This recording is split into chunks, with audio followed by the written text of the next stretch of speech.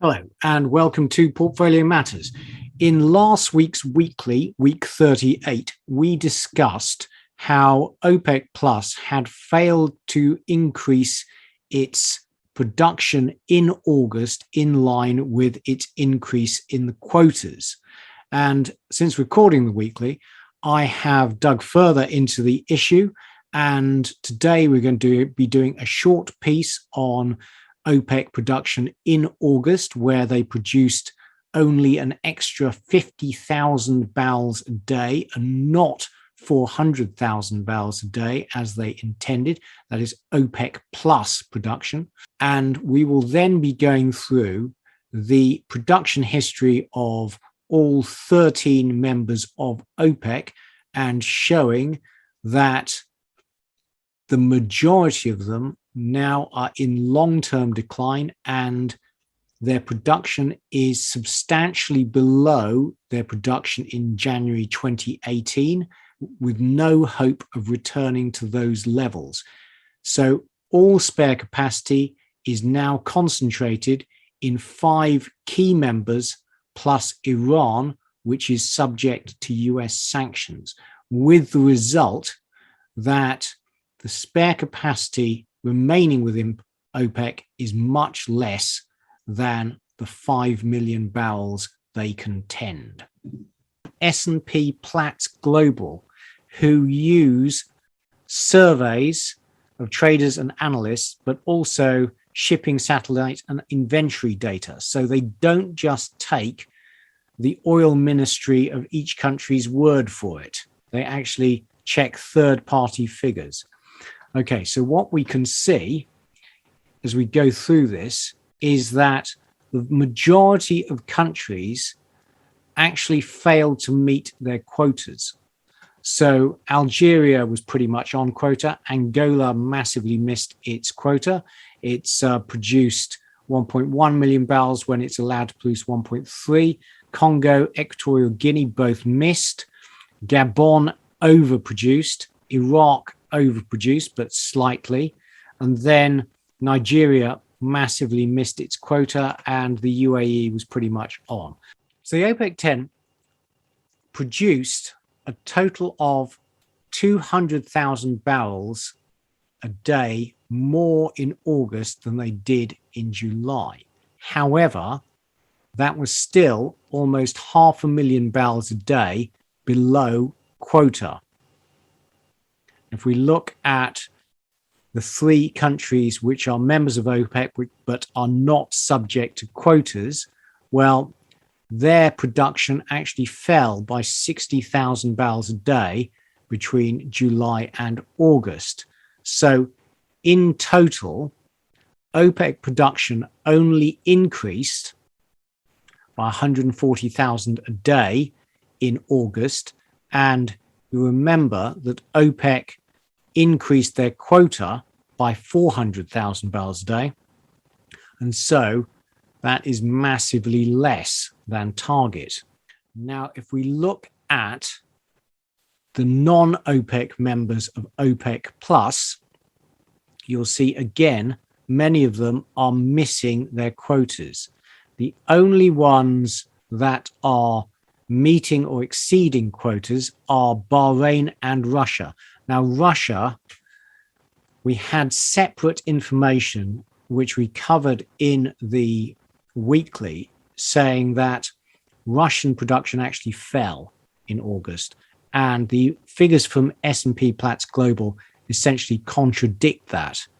So the Russian oil ministry is saying that Russian output decreased by 35,000 barrels a day in August, but S&P Platts are saying it actually increased by 130,000 barrels a day, and it is exceeding its quota. But if we then look at the non-OPEC members of OPEC Plus in total, their production actually fell by 90,000 barrels a day in August compared to July, and they are producing 164,000 barrels a day less than they're allowed under the quota. the general picture is that OPEC Plus is failing to produce as much oil as the quotas would allow. So the bottom line, OPEC Plus in total in August produced 40.26 million barrels of oil per day, which is up only 50,000 barrels a day compared to July. So massively lower than the intended 400,000 barrel a day increase.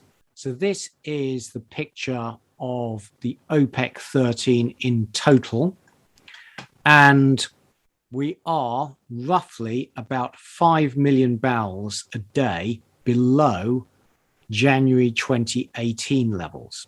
And so OPEC are claiming that they can return to their levels in between 27 and 2019. And so they're claiming to have at least 5 million barrels of spare capacity. But many OPEC members have had declining production over the years. And so only a few OPEC members actually have spare capacity. And of those, Algeria is one. So you'll see that Algeria cut its production when OPEC Plus came to a production cut agreement, and assuming it can get back to its January 2020 levels, it has spare capacity of around 100,000 barrels a day. Angola, on the other hand, is in long-term decline. Its production is now around 500,000 barrels a day less than January 2018. And this line shows a continued decline. And as we saw from the table earlier, it is failing to meet its OPEC quotas. So it has no spare capacity. The same is true from the Democratic Republic of Congo. You'll see its production is now in long-term decline, and it is producing around 50,000 barrels a day less than it did in 2018. Equatorial Guinea, similar picture, down 20,000. Gabon, also in decline, and down, 30,000. Now, Iran does have a lot of spare capacity. Iran has well over 1 million barrels a day, but is subject to US sanctions. So, unless Iran re-engages with the US and the nuclear agreement, then those spare barrels are not available to the global market. Now, Iraq has spare capacity of about 750,000 barrels a day and is one of the few countries with a lot of spare capacity. Kuwait has actually been investing in expanding its production, unlike most other OPEC nations. And so it has spare capacity of at least 350,000, possibly more.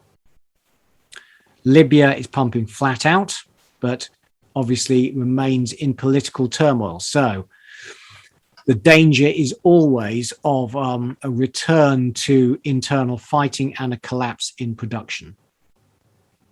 Nigeria is in long-term decline, and its production is around 500,000 barrels a day below January levels, although maintenance is responsible for some of the recent sharp drop-off. Saudi Arabia has spare capacity, but the exact extent is debatable. Josh Young was putting a figure on maximum Saudi production at 10.7 million. So if they return to 10.7 million, that would mean they had spare capacity of around 1.2 million barrels a day. The UAE has spare capacity. If it returned to 2019 levels, we're talking about 350,000 barrels a day. Venezuela has massively declined with the essentially collapse in investment and competence of the socialist-run oil industry.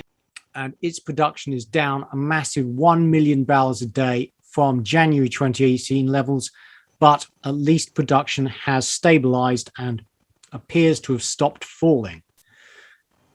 And also, OPEC have not been investing.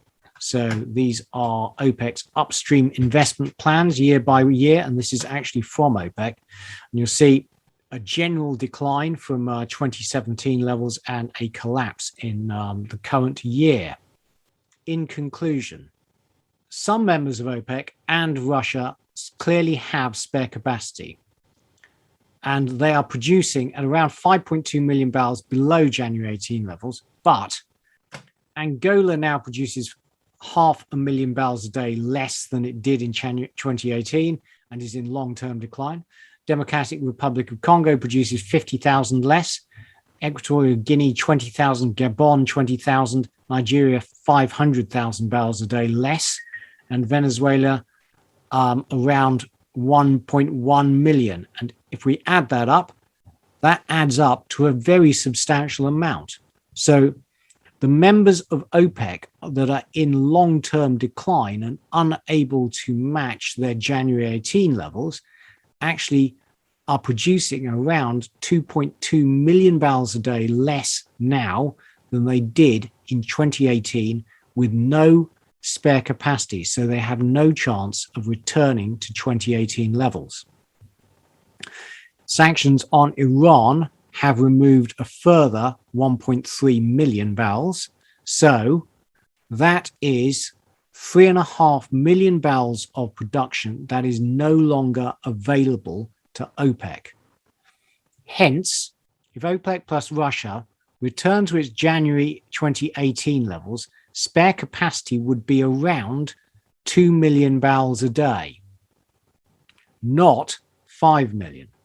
And as we've seen from the August production numbers, OPEC plus production increased by just 50,000 barrels a day in August, not the 400,000 barrels that OPEC plus were planning to increase, and which was the size of the quota increase. Now, some of that will be down to the summer maintenance season, and some of it may be due to closed fields being slowly reopened, but OPEC members would have had a lot of fair warning that the quota is going to increase in August. So I'm slightly skeptical that that is a good explanation.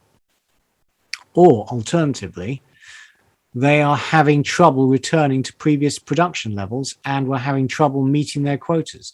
And given the elevated oil price, if they could, wouldn't they be trying to produce at full quota?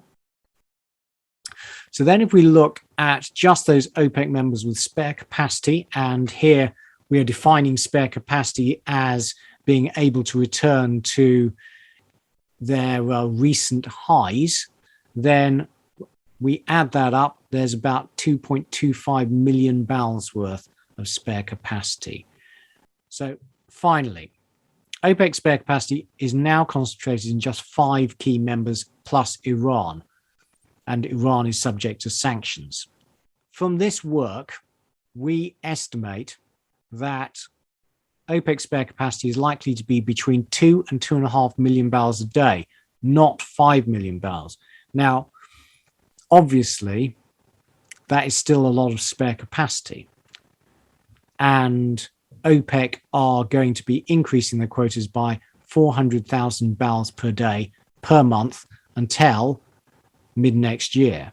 But what this is saying is that spare capacity is much less than OPEC are claiming, and so the market is tighter. And so if the world economy returns to normal, and in particular international travel and air travel returns to normal, then you could see that spare capacity absorbed by the market quickly, and we then will get into a very tight market and rapidly rising oil prices in a similar way to the gas and coal markets, which have now gone through the roof on tight supplies. Now, the mystery is Russia. Russia is claiming to have spare capacity of at least 1 million barrels a day, but its recent production has stalled. And how much can we trust those numbers? Okay, that's it. Thank you for watching. Please, can you press like and subscribe to the channel? And it's goodbye from me, Keith Jordan. Goodbye. Full disclaimer. The material and information contained in this podcast is for information and entertainment purposes only and should not be relied upon for making a business, legal or any other decision. We may own or have a financial interest in any securities mentioned. Listeners should conduct their own research or consult a professional investment advisor before making any decisions regarding topics mentioned on the show. Whilst we endeavour to ensure that the information presented on the show is correct, we make no representations or warranties of any kind, express or implied, with respect to the podcast and website or to any information, products, services or related graphics discussed or presented in the podcast or website. Any reliance you place on such material is strictly at your own risk. You are solely responsible for the investment decisions you make. We will not be responsible for any errors or omissions in the podcast or website, including in articles or postings, for hyperlinks embedded in messages, or for any results obtained from the use of such information, nor will we be liable for any loss or damage, including consequential damages, if any, caused by a reader's reliance on any information provided by the podcast or website. Please do not listen to the podcast if you do not accept self-responsibility for your actions.